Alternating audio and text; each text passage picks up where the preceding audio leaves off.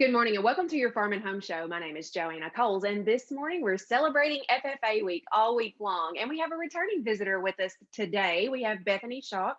Last year, she was with the Barron County FFA chapter and now is a University of Kentucky student and state FFA officer. Good morning, Bethany. Good morning, Joanna. Thank you for having me this morning. Well, I'm so glad you're here today because you were here with us last year celebrating FFA week. But this year things look just a little bit different. Absolutely, yes. I think the past year and a few months have looked quite different for all of us. So, Yeah, and a lot of people they end their FFA career out when they graduate high school, but you chose to continue that and run for state office. And congratulations, you've been elected state FFA reporter, and that's such a great honor. Tell us a little bit about why you chose to continue your FFA career. yeah, so about I would say June before my senior year, I was at convention, and for a lot of seniors, that is their last convention.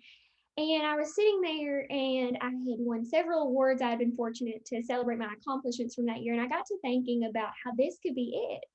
But at the same time, I was like, I want to give back. I'm not done yet. I said, I have so much that I want to give back to this organization. I want to help members like me find their place in FFA. I was a traditional agriculture student, I guess I would say, but I didn't necessarily take the traditional route. I kind of had to rely on state officers like I'm serving now in prior roles to help me find my way. And because of my agriculture teachers, I had to find my way just like any other agriculture student. And so I wanted to be an inspiration. I wanted to work alongside members and just give a chance to give back to the members in this organization.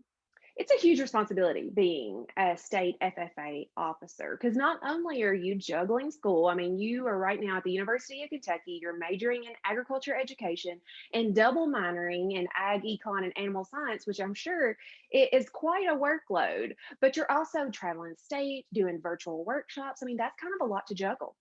It is, but it's so rewarding. Every time I feel like I say this and I'll probably overuse this expression, but it fills my cup up sincerely every time I get to do a workshop or get to travel somewhere or even just do a phone call. I do phone calls with members all the time, a couple times a week.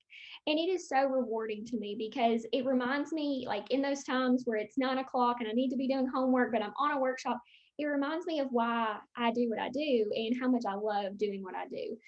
And FFA, and for viewers who might not be familiar with FFA, that's Future Farmers of America. It's a large organization in the state of Kentucky, so you're reaching a lot of members across the state.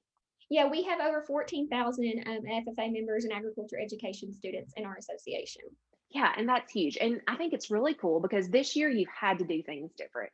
So you've offered these virtual workshops. Tell me a little bit about those and what skills you're trying to develop in those FFA members. Yeah, so I remember back in July we had training and we just kind of sat around the table and said, what are we going to do? We have to reach members. And we knew in July that it was not going to be the same for quite some time. And so we knew we had to evaluate and offer the same things we did in person virtually. And I think my team, I would say we were kind of motivated in a way and driven in a way because people would tell us all the time, wow, isn't it so unfortunate you're a state officer during this time? Wow, isn't it so unfortunate you don't get to do all these things? And we realized how fortunate we were and how we could do these things. And that motivated us to prove everyone that we could do the exact same things that we do in person. So basically, we took all the workshops we would do normally and turned them virtually. All right, Bethany. Now you've been a part of FFA for a long time. If you were speaking to maybe a member that was potentially thinking about being a part of the FFA, what would you say to them? FFA is for everyone. No matter if you come from an agriculture background or not, FFA will give you just as much as you give it.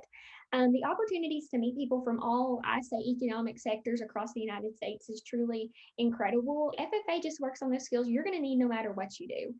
It's those tangible skills that, in my opinion, are hard to get in any other kind of club that you could be a part of. And I think everyone, in my opinion, should at least take an ag ed class and try it out. Well, Bethany, certainly appreciate you visiting with us today. You've made South Central Kentucky very proud to have a representative there on the state officer team, and we wish you the best of luck throughout the remainder of your state FFA officer year.